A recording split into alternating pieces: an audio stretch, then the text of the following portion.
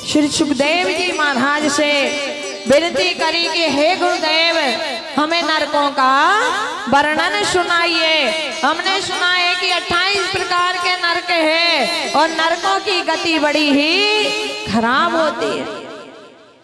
अब यहाँ सुखदेव जी महाराज राजा परीक्षित को नरकों का वर्णन सुना रहे हैं। कहा दक्षिण दिशा की ओर 28 प्रकार के नरक उपस्थित है।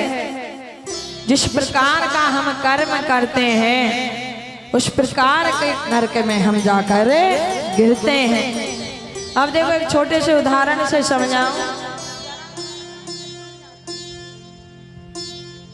कहा महाराज आप घर में रसोई में जब काम करते हो तो एक वस्त्र ले साधारण डस्ट साफ करो, वो कपड़ा कैसे साफ हो जाएगा बताओ?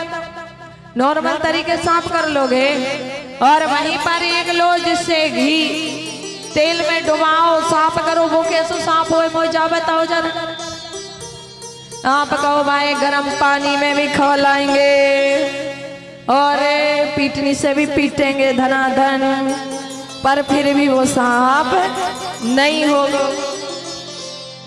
इसलिए महाराज कहा ऐसे ही कर्म है, अगर अच्छे करें तो समझ लेना अच्छे और नहीं करे तो वही जाके गिरना, फिर क्या कर सकते। कहा महाराज जैसे ही अब देखो नरकों में जाने का 2 वर्णन बताया है। कहा 2 द्वार है जिससे हम यमपुरी जाते हैं। एक तो द्वार ऐसा है कहा अच्छे कर्म करे तो सीधे यमपुरी जाएंगे, और दूसरा जो द्वार है उसमें 16 दरवाजे, 16 दरवाजे हमको पार करके जाना है। कहा महाराज उसमें बेचुरा दे। कहा दूसरे दरवाजे से 16 दरवाजे में बैतरणी नदी भी है। अच्छा वो एक बात बताओ, किसी के हाथ में फोड़ा फुंसी हो जाए, रक्त मवाद निकले, हम उसको देख पाएंगे? नहीं देखेंगे ना। कहा महाराज देखना भी मुश्किल है। जिस चीज को हम देख नहीं सकते अगर उसमें हमें डुबो के कई हजार वर्ष तक रखे तो कैसी हालत होगी बताओ। कहा महाराज बैतरणी नदी रक्त मवाद पीव से भरी हुई है, जिसमें हमारी आयु तो सीमित है। पहले की मैं जहां से कह रही कि अब सो नहीं कह सकूं।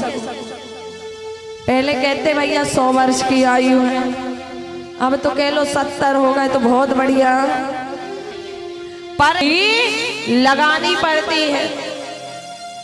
इसलिए महाराज ऐसा कोई कर्म ना बने जो कि बैतरणी में जाके गिर जाए।